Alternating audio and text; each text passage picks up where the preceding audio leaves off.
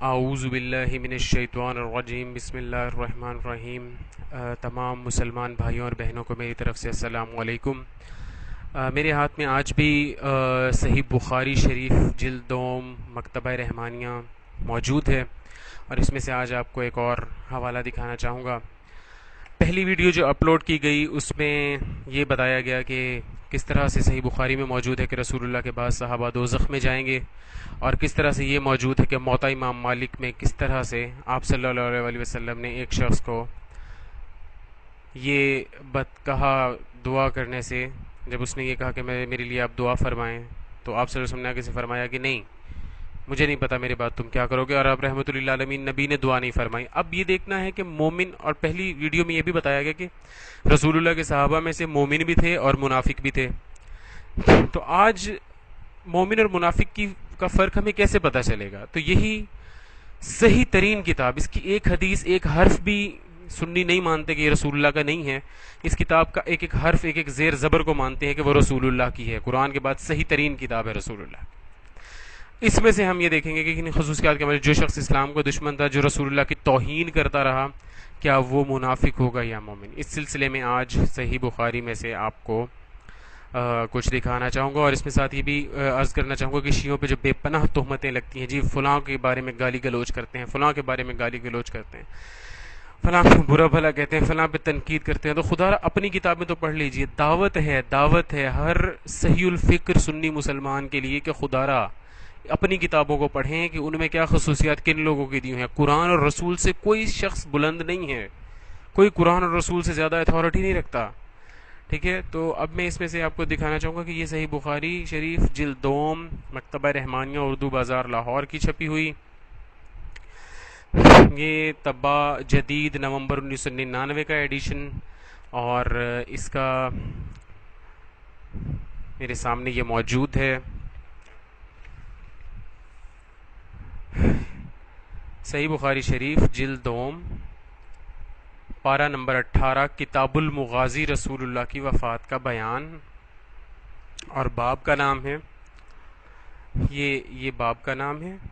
صفحہ نمبر 759 پر حضرت صلی اللہ علیہ وسلم کی بیماری اور وفات کا بیان، اور اللہ تعالیٰ کا سورہ زمر میں فرمانا ہے کہ اے پیغمبر تجھ کو بھی مرنا ہے، اور وہ بھی مرنے والے ہیں، پھر تم قیامت کے دن اپنے مالک کے سامنے جھگڑو گے۔ اور اس سے اگلے ہی صفحے پر اس باب میں یعنی صفحہ نمبر 760 پہ یہ حدیث نمبر 1552 میرے سامنے ہے کہ ہم سے فلاں فلاں فلاں فلاں نے کی،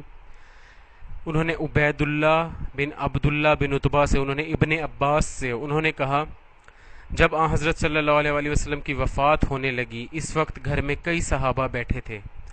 آپ صلی اللہ علیہ وسلم نے فرمایا ادھر آؤ، میں تم کو ایک کتاب یعنی وصیت نامہ لکھوائے دیتا ہوں، تم اس راہ پر چلتے رہو تو کبھی گمراہ نہ ہوگے۔ یہ سن کر کوئی حضرت عمر رضی اللہ عنہ کہنے لگے حضرت صلی اللہ علیہ وسلم پر تو بیماری کی سختی ہو رہی ہے، اور تم لوگوں کے پاس قرآن اللہ کی کتاب موجود ہے، ہم کو اللہ کی کتاب بس کرتی ہے یعنی کافی ہے۔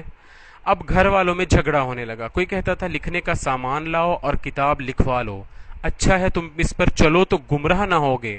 اور کوئی اور کچھ کہتا تھا کہ کتاب لکھوانے کی ضرورت نہیں، یعنی حضرت عمر کی جو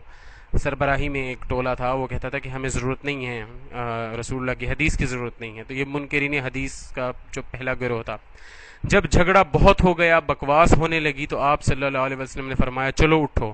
عبید اللہ نے کہا عبداللہ ابن عباس کہتے تھے ہائے مصیبت وائے مصیبت، حضرت صلی اللہ علیہ وسلم کو بک بک اور اختلاف کر کے یہ کتاب لکھوانے نہ دی۔ اس سے اوپر بھی اس باب میں اسی متن کی ایک حدیث موجود ہے، جو صاحبان علم دوست ہیں اور تحقیق سے شوق رکھتے ہیں وہ حوالہ پڑھ سکتے ہیں اور دیکھ سکتے ہیں۔ یہ حدیث صحیح ترین کتاب اہل سنت کی صحیح بخاری میں موجود ہے، اور اس میں واضح موجود ہے کہ حضرت عمر نے کس طرح گستاخی کی۔ کیا قرآن حکیم میں یہ آیت موجود نہیں ہے کہ اے لوگو رسول اللہ کے سامنے اپنی آواز بلند نہ کرو، کہیں ایسا نہ ہو کہ تمہارے سارے اعمال ضبط کر لیے جائیں اور تمہیں پتہ بھی نہ چلے۔ حضرت عمر نے رسول اللہ کے ساتھ آخری وقت میں اس طرح سے اتنی زبان بلند کی، اتنا زیادہ ان کے سامنے جھگڑا کیا ان کی بیماری کی حالت میں. کون رسول جس نے پورا دین، پوری شریعت دی، انسان نما جانور عرب، یہ سارے ان کو انسان بنایا، ان کو بہترین دین دیا، وہ اپنے آخری وقت میں اپنی وصیت لکھنا چاہ رہا ہے. فقہ اسلامی چاہے شیعہ ہو یا سنی، یہ بات واضح ہے کہ وصیت لکھنا بہت ضروری امر ہے ایک مرنے والے کے لیے. کوئی عام آدمی مر رہا ہو اس کے ساتھ ایسا نہیں کرتا کہ وہ کہے کہ میں نے وصیت لکھنی ہے، اور وصیت بھی اپنے بارے میں نہیں لکھنی کہ تم کو ایک وصیت نامہ لکھوائے دیتا ہوں، تم اس پر چلتے رہو تو کبھی گمراہ نہ ہوگے. یعنی کبھی بھی امت گمراہ نہ ہوتی اگر یہ وصیت لکھی جاتی. تو آج تک جتنی گمراہیاں امت میں ہیں وہ ان لوگوں کے سر ہیں جنہوں نے آپ صلی اللہ علیہ وآلہ وسلم کو یہ وصیت نہ لکھنے دی. غور کریں اہل سنت کے دوستو بھائیو، غور کریں اس پہ. اور جو قرآن کی آیت ہے کہ نبی کے سامنے آواز بلند نہ کرو، تو یہ کہا جاتا ہے کہ حضرت ابو بکر نے اتنا سامان دیا، حضرت عمر نے اتنا سامان دیا، اسلام لائے. تو بھائی بقول قرآن کے جب رسول اللہ کے سامنے آواز بلند کر دی اور اس کے بعد آپ صلی اللہ علیہ وآلہ وسلم کی وفات ہو گئی، اور اس وفات کے بعد تک کسی کتاب میں نہیں ملتا کہ حضرت عمر نے معافی مانگی اور آپ صلی اللہ علیہ وآلہ وسلم نے معاف کیا ہو. تو خدا را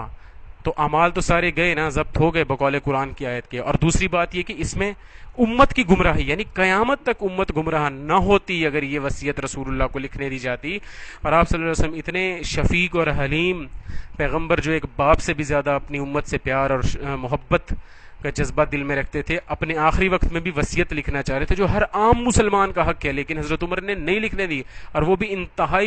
انتہائی زبان درازی کر کے اور انتہائی جھگڑا کر کے، شور کر کے، جیسے عبداللہ ابن عباس نے ابھی کہا، آپ پیچھے جا کے دیکھ سکتے ہیں کہ بک بک کر کے رسول اللہ کو حدیث نہ لکھنے دی گئی. تو آپ خود سوچ سکتے ہیں کہ جو شخص ایسے بلند کرے آواز، رسول اللہ کی حدیث کی اسے ضرورت نہ ہو، رسول اللہ کی بات کی اسے ضرورت نہ ہو، رسول اللہ کہنے کہ تم گمراہ نہیں ہوگے میں لکھ کے دینا چاہتا ہوں، اسے اس کی ضرورت نہ ہو، تو اس کے بعد بھی پھر شیعوں پہ یہ دعویٰ ہے کہ شیعہ کیوں اسے نہیں مانتے. ہم کسی کو گالی گلوچ نہیں کرتے، لیکن ہم صرف ان لوگوں کو مانتے ہیں جنہوں نے رسول اللہ کی عزت کی. آج اگر کوئی شخص توہین رسالت کرے تو آپ کہتے ہیں تمام ہر مسلمان غیرت مند کا دل یہ کہتا ہے کہ اس کو قتل کر دینا چاہیے اور اس کو یہ کر دینا چاہیے، وہ کر دینا چاہیے. کیا ابھی جو حدیث آپ نے تھوڑی دیر پڑھی، کیا یہ توہین رسالت نہیں تھی؟ خود فیصلہ کریں تمام دیکھنے والے شیعہ سنی، اور دعا کریں خدا سے کہ تعصب کی پٹیاں ہٹا کے اللہ تعالی ہمیں ہدایت سے حق کا رستہ پانے کی توفیق دے. والسلام علیکم ورحمۃ اللہ وبرکاتہ.